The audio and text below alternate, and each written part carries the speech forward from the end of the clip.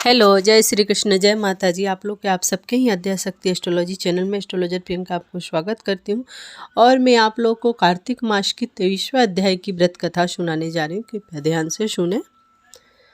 धर्मदत्त ने कहा, जय और विजय, जय और विजय, विजय भगवान के दो अन्य द्वारपाल मैंने सुने हैं। उन्होंने कौन सा ऐसा पुण्य किया जिससे उन्हें विष्णु रूप मिला। गढ़ बोले, हे द्विज, त्रिबिंदु की देवहूति कन्या से कर्दमन की कृपा दृष्टि से दो पुत्र हुए। बड़ा जय, छोटा विजय हुआ। उसी देवहूति के योग से कपिल देव भी हुए। जय और विजय ने समस्त इंद्रियों की वृत्तियों को विष्णु की भक्ति में लगा दी थी, जिससे वे बड़े धर्मशील हुए।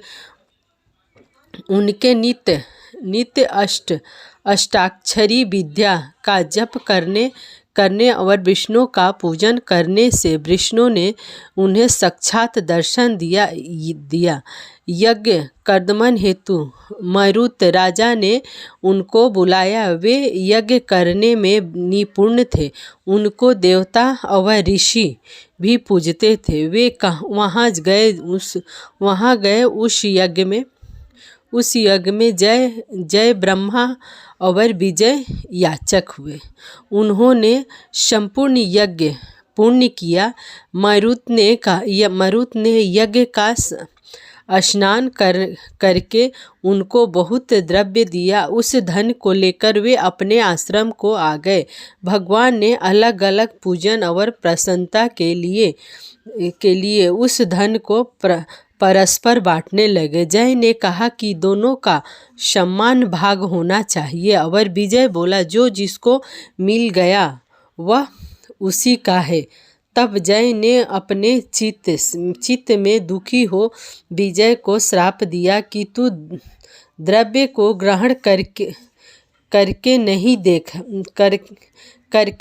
देता है, इससे ग्रह हो जा। विजय ने जय को श्राप दिया कि तूने मद से भ्रांत होकर मुझे श्राप दिया, तू हाथी हो जा। जब ये दोनों नित्य पूजन के समय भगवान के दर्शन करने उनसे सारा समाचार कह श्राप की निवृत्ति मांगने लगे। वे कहते, हे स्वामी, आप आपके भक्त और श्राप के बस ग्रह और हाथी योनि में कैसे जाएं? इससे हे कृपा निधे, इस श्राप को लौटा दीजिए। श्री भगवान बोले कि मेरे भक्तों का वचन कभी मिथ्या न होगा। मैं उसको कभी नहीं लौटा सकता। पहले प्रहलाद के लिए खंभा से प्रकट हुआ, फिर अम्बरीश के लिए बचन से 10 प्रकार से प्रकट हुआ। इससे तुम दोनों अपने किए हुए श्रापों का अनुभव करके ही मेरे पद को प्राप्त होंगे। यह कहकर हरि अंतर्ध्यान हो गए। गढ़ बोले, फिर वे दोनों ग्रह और गज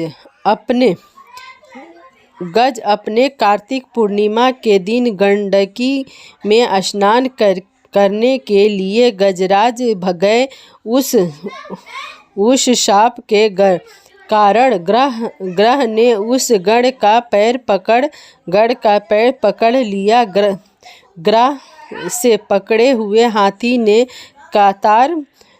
कतर वाणी से विष्णु का स्मरण किया तो शंख चक्र गदाधारी विष्णु प्रकट हुए। भगवान ने चक्र से ग्रह को मारकर उन दोनों का ही उद्धार किया और अपना रूप देखकर उन्हें वैकुंठ ले गए। तभी से वह स्थान हरि क्षेत्र हो गया। चक्र के लगते ही वहाँ पत्थरों से में चिन्ह देखे जाते हैं।